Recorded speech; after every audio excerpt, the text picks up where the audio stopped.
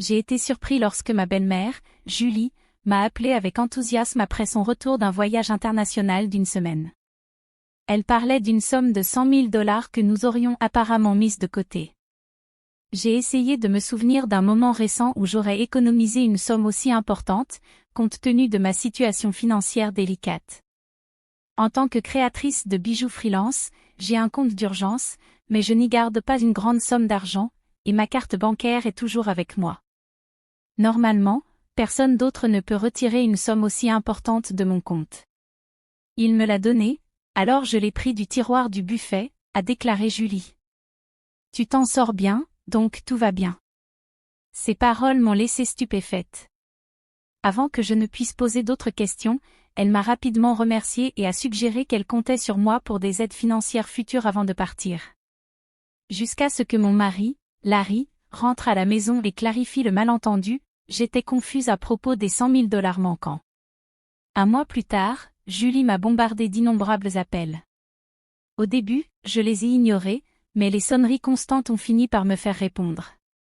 Voir plus de 50 appels manqués sur mon téléphone était alarmant. Lorsque j'ai décroché, la voix forte de Julie a envahi la pièce, m'accusant de l'ignorer. Son ton suggérait qu'elle se sentait lésée, mais pour moi, ce n'était que le résultat de ses suppositions. Mon mari, Larry, est tout aussi occupé, et ma vie en tant qu'Olivia, une créatrice de bijoux freelance de 37 ans, est chargée, avec le désir d'avoir des enfants, mais accablée par le travail. Larry avait un emploi en entreprise auparavant, mais il m'aide maintenant à gérer mon entreprise de design qui est en pleine expansion. Au début de notre mariage, j'avais peu de commandes de design et nous dépendions fortement du revenu stable de Larry. Maintenant, avec la croissance de mon entreprise, nos rôles et responsabilités ont changé, mais de nouveaux défis sont également apparus, comme gérer des malentendus inattendus au sujet de l'argent familial. Quand j'approchais de mes 34 ans, ma carrière de créatrice de bijoux commençait à décoller, et j'avais besoin d'organiser mieux mon emploi du temps chargé. Voyant les demandes de mon entreprise augmenter, mon mari, Larry, qui réussissait bien dans son entreprise et était sur le point d'être promu, a fait un choix audacieux. Il a quitté son travail pour me rejoindre, utilisant ses compétences en gestion pour aider notre entreprise. Ensemble, nous avons obtenu des contrats avec de grandes marques internationales, améliorant à la fois notre vie professionnelle et personnelle. Mais avec le succès sont venus de nouveaux défis, notamment avec la mère de Larry, Julie. Elle vivait seule et voyait nos vies comme luxueuses, nous demandant souvent de l'argent. Vous semblez toujours vivre de manière si extravagante, je suis jalouse, disait-elle souvent. Mon travail exige que je participe à des lancements de produits et à des dîners avec des dirigeants, ce que Julie voyait comme des sorties de plaisir. Julie, pleine d'envie et de sarcasme, ne comprenait pas nos dépenses. Vous vous habillez magnifiquement, vous mangez dans des endroits chers, je vous envie, disait-elle. Malgré mes refus répétés, Larry, étant son fils, cédait parfois à ses exigences. Si lui donner un peu d'argent la garde tranquille, alors ça en vaut la peine, argumentait-il, trouvant plus facile de l'apaiser plutôt que de voir notre travail interrompu. Mais les exigences de Julie n'ont fait qu'augmenter. Récemment, elle voulait une nouvelle robe pour un rendez-vous à venir. Un autre jour, Julie est venue nous voir et a importuné Larry. Ne serait-il pas mieux d'avoir un costume 3 pièces ? On nous a déjà demandé d'acheter des vêtements, disait-elle. Il pourrait y avoir des options moins chères, mais ce que Julie venait certainement pas bon marché. J'ai expliqué à Julie que c'était une fête chic, et qu'elle ne pouvait pas être la seule avec des vêtements usés. Elle a aussi insisté pour avoir un sac assorti, ce qui nous a frustrés. Pour gérer ces demandes fréquentes, Larry avait configuré une carte de crédit au nom de Julie pour ses dépenses. Au début, elle a beaucoup dépensé, et Larry a dû la prévenir. Même en lui demandant de nous informer avant de faire de gros achats, elle a continué à trop dépenser. Cette demande constante d'argent a épuisé Larry et moi, alors que nous essayons de soutenir la famille tout en maintenant notre entreprise stable. J'ai trouvé une bague magnifique et je n'ai pas pu résister à l'acheter, même si je regrette de ne pas vous en avoir parlé avant. Malheureusement, la facture était énorme, a dit Julie. Si les dépenses continuent ainsi de manière incontrôlée, il vaudrait peut-être mieux reprendre la carte. Nous ne pouvons tout simplement pas assumer ces coûts, a dit Larry. La carte de crédit était au nom de Julie, mais c'est Larry qui gérait et payait les factures. Julie traitait la carte comme si elle n'avait pas de limite, sans réaliser que chaque achat devait être payé. Comme l'argent ne sortait pas directement de sa poche, elle continuait à l'utiliser librement. Pour contrôler ses dépenses, Larry a établi une limite sur la carte. Julie a fait irruption chez nous un jour, frustrée. « C'est quoi ça ? Je n'ai pas pu payer mes achats l'autre jour. »« Pourquoi ?» se plaignait-elle. Nous lui avons expliqué que ces dépenses excessives mettaient nos finances sous pression, donc nous avons dû abaisser la limite. « C'est encore suffisant, non ?» demandait Larry, essayant de maintenir la paix. « Mais vous deux, vous vous habillez toujours bien et vous allez dans des endroits chics. Ce que je fais est-il différent ?» protestait Julie, pensant que nos activités étaient simplement du plaisir.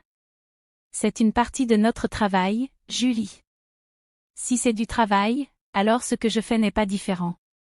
C'est injuste que seuls vous deux ayez tout le plaisir, argumentait-elle. Bien que notre travail implique de participer à des événements dans des lieux luxueux, il s'agit d'obligations professionnelles, pas d'activités de loisirs. Malgré ces incompréhensions, établir une limite sur la carte de crédit de Julie semblait avoir apaisé les choses. De temps en temps, Julie venait nous rendre visite et se plaignait à Larry, mais dans l'ensemble, la vie continuait sans grandes interruptions. Avec la fin de l'année, une opportunité excitante s'est présentée. Un fabricant de marques étranger m'a approché avec une proposition pour étendre notre entreprise en nous installant à l'étranger. Cette perspective m'a enthousiasmée, car elle pourrait me propulser au niveau des meilleurs designers. Larry, toujours en soutien en tant que mon gestionnaire, était totalement pour. C'est une chance qu'on doit saisir, a-t-il affirmé. Cependant, l'idée de déménager à l'étranger a apporté une nouvelle inquiétude, Julie. Étant donné son comportement précédent, il était vraiment préoccupant qu'elle insiste pour nous accompagner à l'étranger. L'idée de vivre à l'international était excitante, mais gérer les exigences de Julie dans un nouveau pays était intimidant. Quand nous avons annoncé à Julie nos plans de déménagement à l'étranger pour le travail ce week-end-là, elle a réagi comme nous l'avions prévu. « Je veux venir aussi », a-t-elle déclaré, supposant que notre déménagement serait de longues vacances. Larry a essayé d'expliquer, « Nous y allons pour travailler. Ce ne sera pas aussi relaxant que tu le penses. » Mais Julie était sceptique. « Vous essayez de me duper. Vous prévoyez de vivre encore plus luxueusement là-bas sans moi pour vous surveiller », a-t-elle accusé. « Nous ne déménageons pas là-bas de façon permanente. Nous reviendrons quand le travail sera terminé, ai-je expliqué, essayant de calmer ses inquiétudes. Pourtant, elle a rétorqué, « Vous dites ça, mais vous prévoyez de me laisser derrière, n'est-ce pas ?» Larry et moi étions tous deux épuisés par cette discussion répétitive. Dans une tentative de compromis, Larry a suggéré, « D'accord, nous ne pouvons pas t'emmener avec nous, mais que dirais-tu si nous te payons un voyage d'une semaine ?» Julie s'est animée à cette idée. « Sérieusement ? Vous êtes sûr ? Nous couvrirons ton vol et ton hôtel, mais tu devras gérer le reste, » a affirmé Larry, satisfait pour l'instant. Cependant, la paix fut de courte durée. Quelques jours plus tard, alors que Larry était occupé à organiser le déménagement, Julie est apparue à l'improviste. « Salut, Olivia, » dit Julie. « Je veux faire du shopping là-bas aussi. Tu peux me donner un peu d'argent ?» demanda-t-elle. « Et la carte que Larry t'a donnée ?» ai-je demandé, sachant qu'elle avait une carte de crédit destinée à de telles dépenses. Le visage de Julie s'est assombri. « C'est ça le problème. Larry me l'a finalement retiré l'autre jour, admit-elle. Il semblait qu'elle avait été réprimandée pour avoir trop dépensé, et anticipant les défis de la gestion des finances avec les différents taux de change à l'étranger, Larry avait confisqué la carte. Je n'ai pas non plus ce genre d'argent sous la main. Je ne peux pas te donner de l'argent sans l'approbation de Larry. Tu peux lui demander, ai-je suggéré, sachant bien la position de Larry. Ça ne sert à rien de lui demander. C'est pourquoi je te le demande à toi, insista-t-elle, élevant la voix de frustration. Julie a finalement fait un voyage de 15 jours à l'étranger, que je présume que Larry a réussi à financer d'une manière ou d'une autre. À son retour, elle m'a appelée, débordante d'excitation. Je suis rentrée, et c'était tellement amusant, elle a partagé des histoires de ses aventures lors de visites et de dîners, bien que je ne lui ai rien demandé. Et j'ai acheté tellement de souvenirs qu'ils ne tenaient pas dans ma valise, alors je les ai envoyés par courrier. J'ai hâte qu'ils arrivent, s'est-elle exclamée. Eh bien, c'est bien, ai-je répondu, en essayant de garder un ton neutre, bien que je me sentais un peu dépassée. Grâce à l'argent que vous aviez économisé, je me suis vraiment amusée, s'est-elle exclamée. De l'argent économisé? De quoi parles-tu, ai-je répondu, confuse et légèrement alarmée, n'ayant aucun souvenir d'avoir mis de l'argent de côté pour qu'elle le dépense. Je l'ai trouvé dans le buffet de votre maison, a-t-elle dit, prétendant qu'elle avait pris 100 000 $. J'étais stupéfaite. Pourquoi une somme aussi importante serait-elle gardée à la maison, surtout dans un tiroir où n'importe qui pourrait la trouver? Confuse, je l'ai confrontée. Je ne sais pas de quel argent tu parles, mais le prendre de notre maison sans permission est du vol, même si c'est en famille. Tu comprends ça? La réponse de Julie était inquiétante par sa désinvolture. C'est pour ça que je te le dis maintenant. Je l'ai utilisé, considère cela comme un rapport après coup, a-t-elle déclaré sans remords. Je n'ai aucune idée de cet argent, mais si tu l'as pris et utilisé sans en informer personne, c'est un crime. Et si c'était quelque chose que Larry avait réservé pour une transaction importante, c'est encore plus grave, ai-je expliqué, essayant de comprendre la situation. Pourtant, il n'y avait eu aucune interruption perceptible dans nos finances commerciales pendant son voyage. Vous deux vivez de manière si extravagante, alors pourquoi je ne pourrais pas en profiter un peu? Considère cela comme un service pour ta mère. Ce n'est pas grand-chose, non, a-t-elle rationalisé, affichant un sens du droit difficile à comprendre. Une chose est de demander de l'aide à ton fils et à sa femme, mais ce n'est pas ainsi que tu devrais te comporter après avoir pris l'argent de quelqu'un d'autre, ai-je répondu, encore incrédule. Je suis contente que tu aies profité du voyage, mais je vais devoir en discuter avec Larry quand il rentrera. Larry comprendra. Après tout, je suis sa seule mère, et 100 000 $ n'est pas grand-chose pour lui, a-t-elle présumé. D'accord, je lui passerai le message, ai-je dit, stupéfaite par son manque de conscience. Plus tard dans la soirée, lorsque Larry est rentré à la maison, il avait l'air préoccupé. Olivia, tu sais ce qu'il est advenu de l'argent que j'avais laissé dans le tiroir, a-t-il demandé avec urgence. Il y a 20 jours, je l'avais retiré de ma banque, et maintenant il a disparu.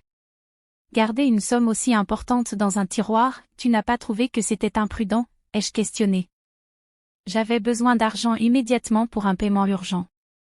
Tu sais quelque chose? Tout d'un coup, tout a pris sens.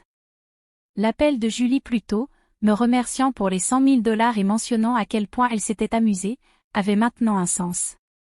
C'était l'argent de Larry destiné à un but crucial.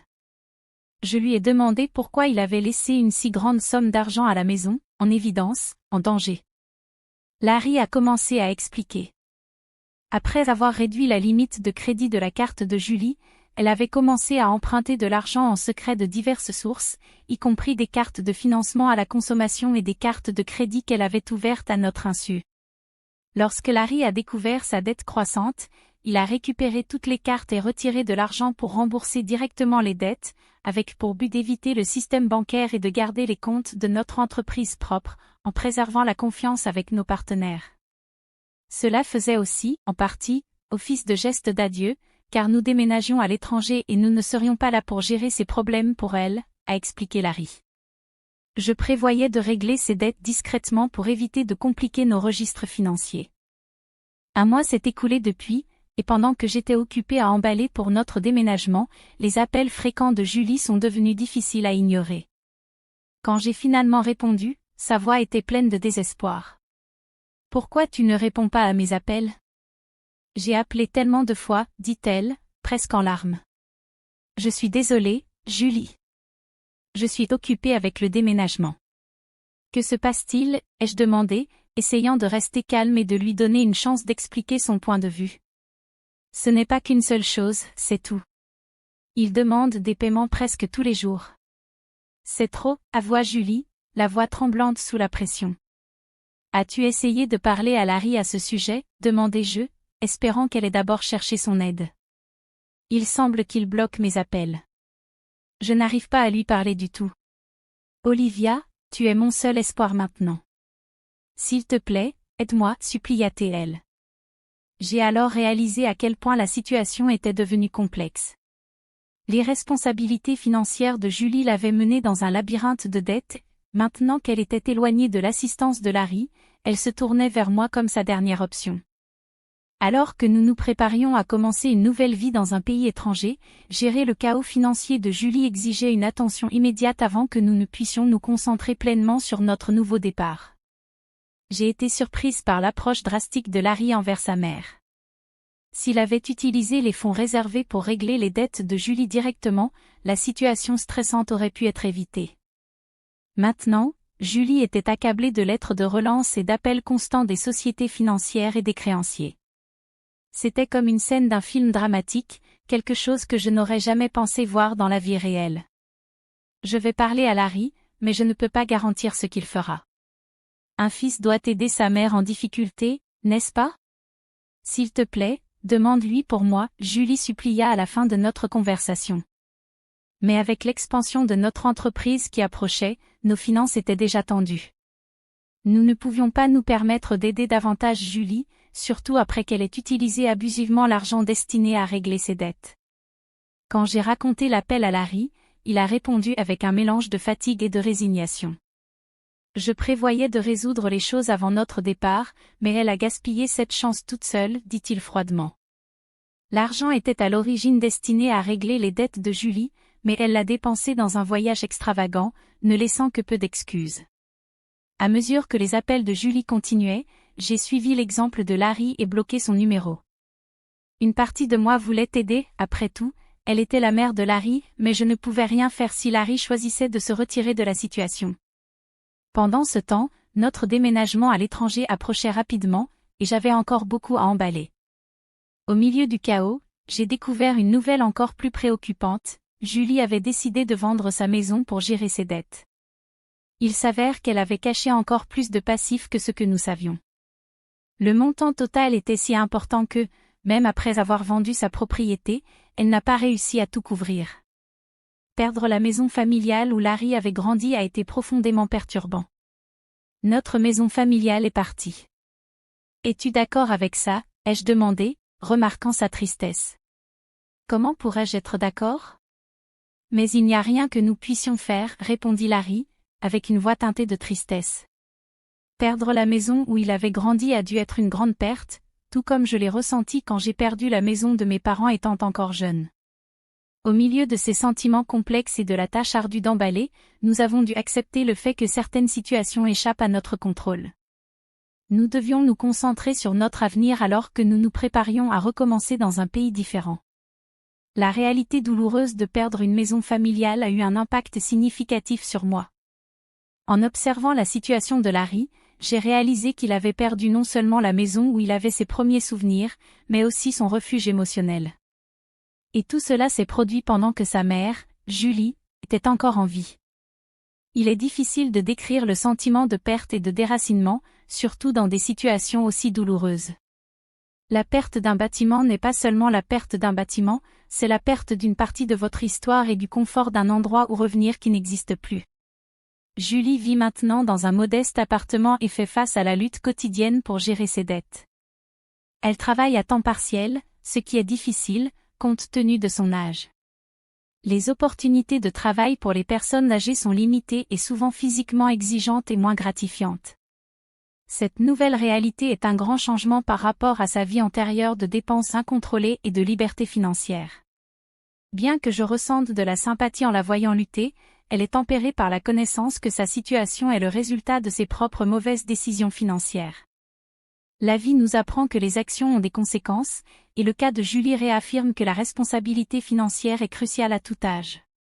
Dans notre nouvel environnement, les affaires prospèrent au-delà de nos attentes.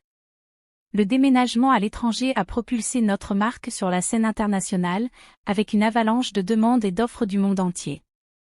Chaque nouvel email et appel apporte un potentiel de croissance et de collaboration, ce qui est excitant, mais aussi très exigeant.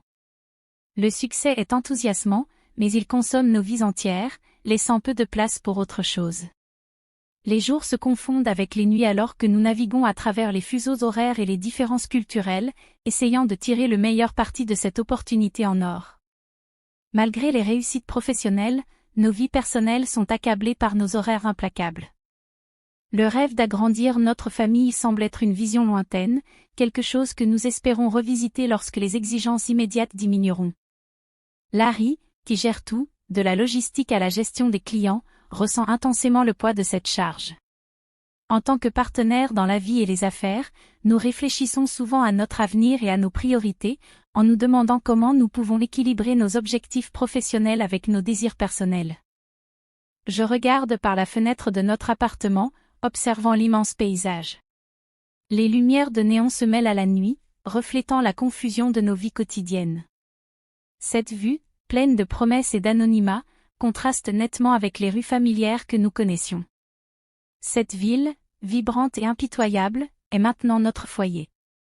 Cependant, elle contraste fortement avec la vie tranquille et stable que nous avons laissée derrière nous. Notre nouvelle vie est excitante, mais aussi intimidante, remplie de tâches et de décisions interminables qui nous défient à chaque pas. En réfléchissant à ce nouveau chapitre, je pense souvent à la situation de Julie et aux conséquences plus larges des choix que nous faisons en ce qui concerne notre famille et notre argent. C'est une courbe d'apprentissage constante, comprendre comment nos choix impactent nos vies. Chaque décision, sacrifice et succès modifie notre situation actuelle. De plus, ils forment l'héritage que nous laissons derrière nous. Cette vue, pleine de promesses et d'anonymat, symbolise un changement significatif par rapport aux rues familières que nous avons autrefois connues. Cette ville agitée et implacable est maintenant notre maison, mais elle est très différente de la vie paisible que nous menions auparavant.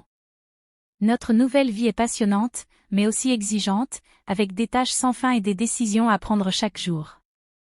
Si vous avez aimé, laissez un like et abonnez-vous à notre chaîne pour accéder à plus d'histoires comme celle-ci.